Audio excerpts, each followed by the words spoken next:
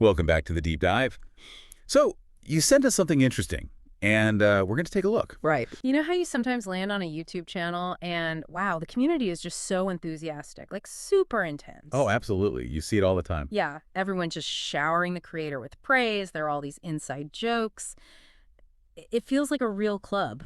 A real sense of belonging. But it does make you wonder, doesn't it? Like, could that loyalty, that real desire to be in the inner circle, could it sometimes go a bit too far? That's a really important question. Hmm. Could it start to look like, well, like the dynamics you see in cults, maybe? Or Wow. even controlling relationships? Exactly. And that's what we're going to dive into today. We're looking at this through the lens of Rick Ross, who's a major expert on cults and coercive influence. Right. We've been looking at his discussions where he compares these things, cult recruitment, narcissistic relationships, and yeah, that kind of intense online following for certain creators. Yeah. His book, Cults Inside Out, and just his decades of intervention work. Hmm. It gives us a really solid framework. Okay, so the goal here for this deep dive is to really try and understand how these very supportive online spaces, Mm-hmm. how they could potentially shift. Hmm. What are the mechanisms that might build an echo chamber around a creator? And are there actually, risks of cult-like tactics being used maybe subtly in these digital communities? Yeah. So let's start with a key comparison Ross makes. He talks about cult recruitment and relationships with narcissists. What's the connection he draws? Well, what's really striking is how he points out the speed, how fast it can happen, and this intense flattery right at the start, the love bombing. Love bombing, right? That flood of positive attention. Exactly. It's like this overwhelming, seemingly unconditional affection, and he suggests it can sort of bypass our usual critical filters, makes people more open to influence down the line. Okay. Yeah, I can see that. It makes you think about those YouTube comment sections, right? Where a new person joins and suddenly it's like, welcome, so glad you're here. Lots of positive reinforcement. hmm And the creator often highlights that positivity too, encourages it. So Ross connects that initial rush to how cults and narcissistic individuals pull people in. Okay. Then he talks about isolation. That seems key in cults. It is. Traditionally, that meant physical separation. Right. Moving to a compound, cutting off family. But how does that work with a YouTuber? They can't exactly make their fans move to a remote cabin. No, not physically. Hmm. But Ross talks about it as immersion, immersion in a controlled online environment. He actually calls it a kind of cult-like fan club. Ah, okay. So the isolation isn't physical distance, it's... It's more about being saturated, digitally speaking, with just one viewpoint, the creator's viewpoint, heavily curated. Less about being away from people, more about being away from different ideas. Got it. So the online community, the channel, becomes the primary source of info, validation, everything related to that creator and their world.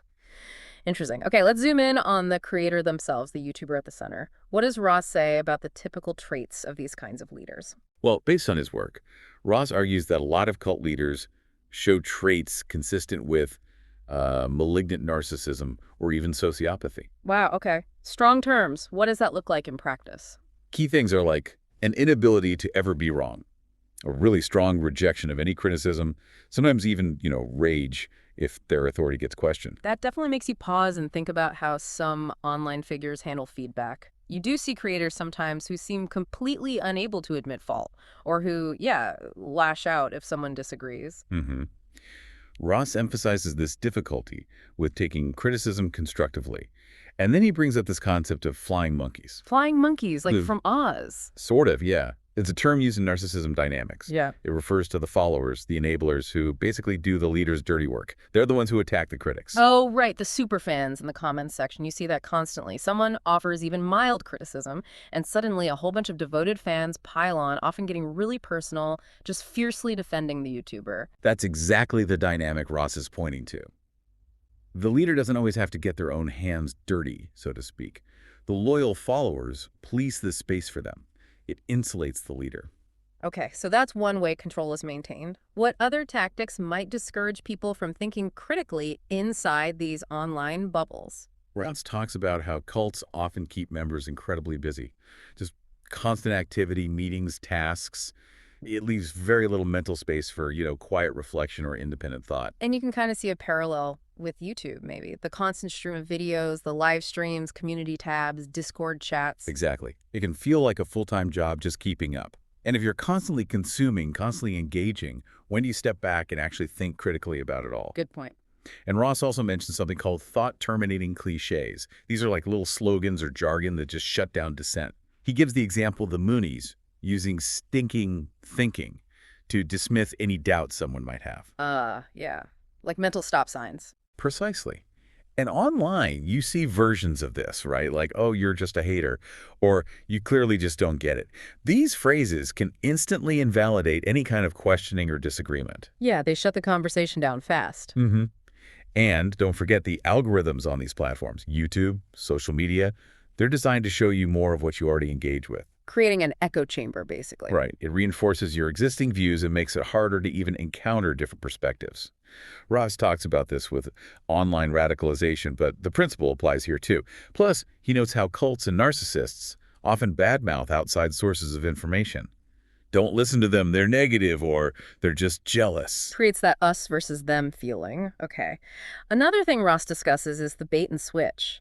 How could that play out with an online creator? So the idea is simple, really. In cults, in these relationships, there's an initial appeal, right? The bait. It could be community, fun, self-help, whatever draws you in. The thing that looks attractive at first? Exactly. But the switch comes later. The reality of the group, the demands, the control. It turns out to be very different from that initial promise. So a YouTuber might start out seeming really relatable. Maybe their content is just lighthearted fun. Right. But as their influence grows, maybe their behavior shifts. Maybe the demands on the community become more intense, more controlling.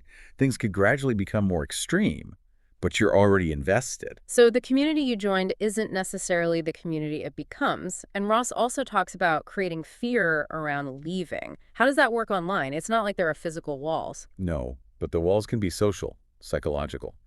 Think about the intense pressure to conform within a really tight-knit fan group, the fear of being kicked out maybe, or just ostracized, losing that sense of belonging, missing the inside jokes, being cut off from the community events. Yeah, the social cost. Exactly. That fear of social isolation, of losing your place in the group, can be a really powerful trap. Even without any physical gates, it just feels too costly to leave, or even to disagree openly. That feeling of being stuck.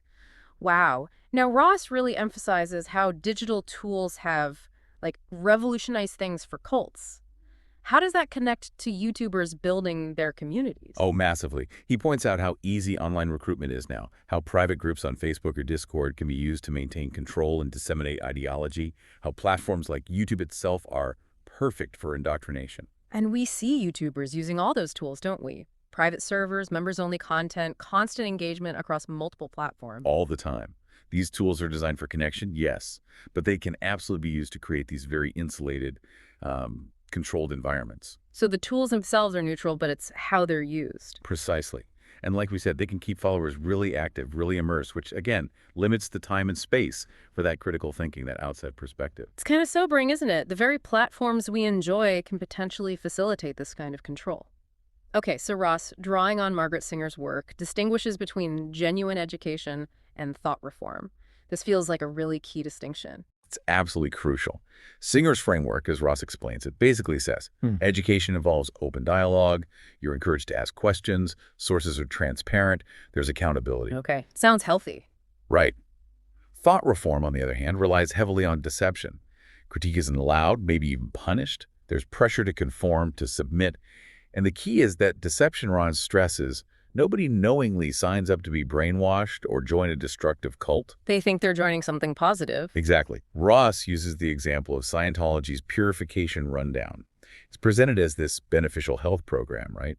But it's rooted in a very specific, dogmatic, pseudoscientific belief system. The vital difference is, are you allowed, even encouraged, to question and think for yourself? Or are you just expected to accept and obey? That contrast is stark. Okay. Ross also talks about looking at the leader's history, their patterns. How would we apply that to a YouTuber? Well, Ross always advises researching the history of a group or its leader. So for an online figure, it means trying to look past just the curated image they present now. How have they handled criticism in the past? Are there documented patterns of, say, manipulation or treating people poorly or maybe inconsistencies in their story? So looking for patterns over time, not just the current snapshot. Exactly. It can be very revealing about their character and methods. He also makes a point about family and friends often being the first to notice something's wrong. Yes, that's a really important flag. He says that people outside the immediate group, those who knew the person before they got involved, are often the first to spot worrying changes in behavior or attitude. If your family, your close friends are expressing concern about how intensely involved you are with an online figure or community, It's worth listening to. definitely worth taking seriously, not dismissing it out of hand. That outside perspective can be vital, even if it feels critical at the time. Yeah, it's easy to get caught up, isn't it? But those voices can be a needed reality check. Okay, finally, what does Ross say are the ultimate motivations behind these cult leaders, these abusers? What's driving it? Fundamentally, Ross argues, it comes down to power and control.